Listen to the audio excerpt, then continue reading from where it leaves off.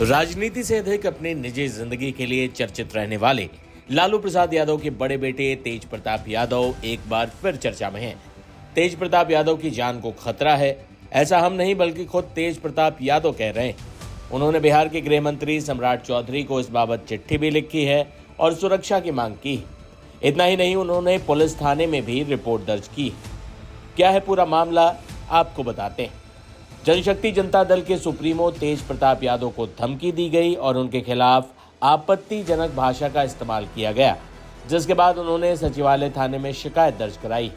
गौर करने वाली बात यह भी है कि तेज प्रताप यादव ने ये शिकायत किसी और के खिलाफ नहीं बल्कि अपनी ही पार्टी के राष्ट्रीय प्रवक्ता रहे संतोष रेणु यादव के खिलाफ दर्ज कराई।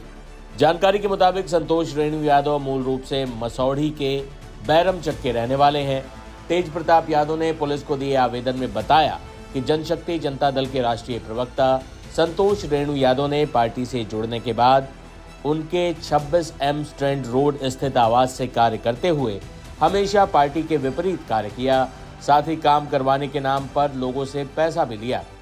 तेज प्रताप यादव ने यह भी आरोप लगाया कि संतोष रेणु यादव ने मोतिहारी के मंटू गोप से काम करवाने के नाम पर हजारों रुपए ऑनलाइन माध्यम से लिए। ऐसे ही अनेक लोगों को डराकर और धमकाकर गलत पैसे की वसूली की।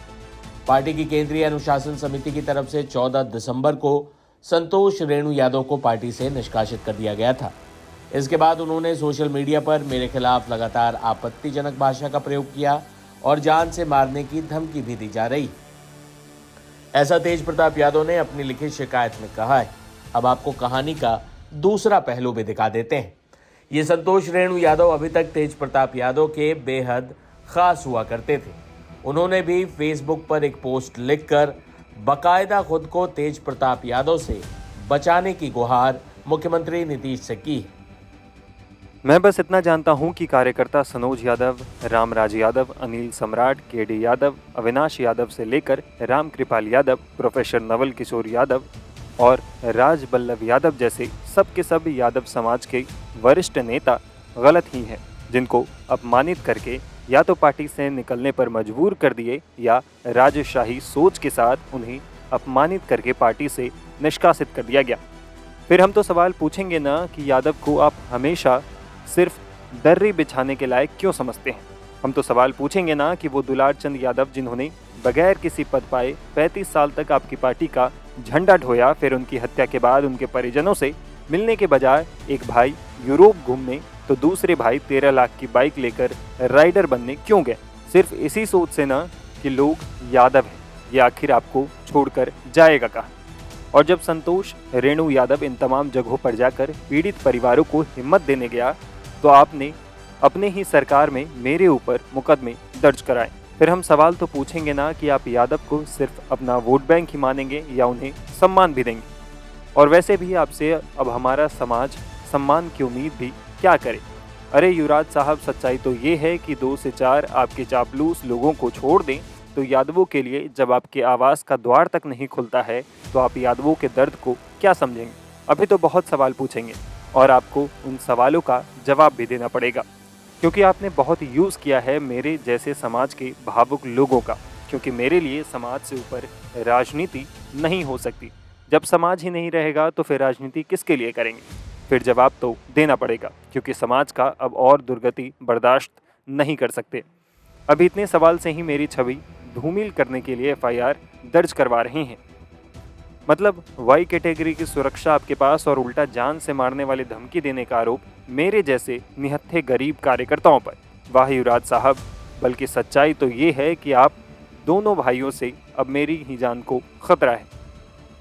बिहार के माननीय मुख्यमंत्री एवं माननीय गृह मंत्री जी से आग्रह है कि वे मुझे प्रशासनिक सुरक्षा प्रदान कर मुझे तेजस्वी यादव जी और तेज प्रताप यादव जी से बचाने में मेरी मदद करें।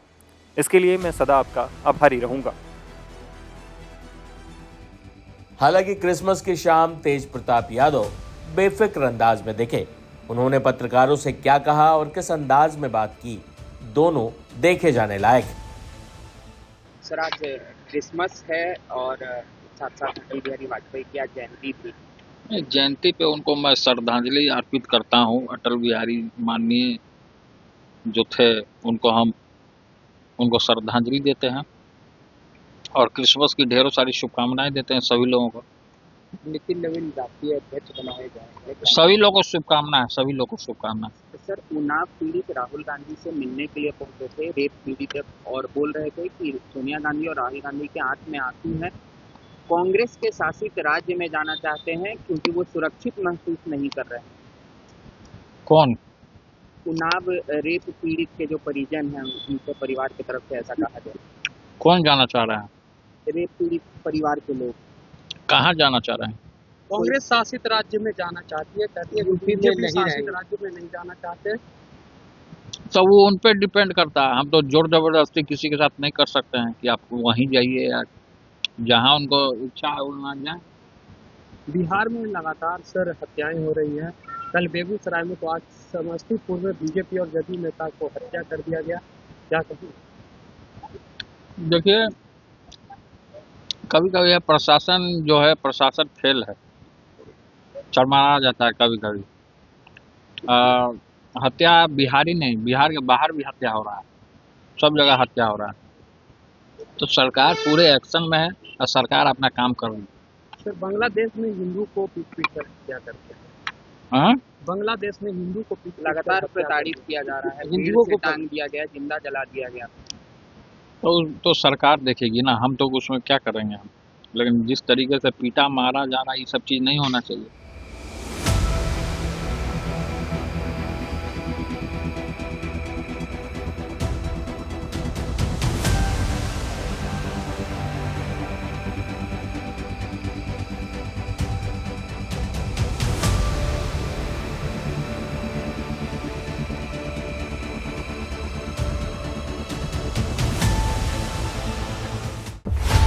सच की दुनिया खामोश नहीं रहती, और जब सवालों की आग बुझने लगे तब लौटता है वो।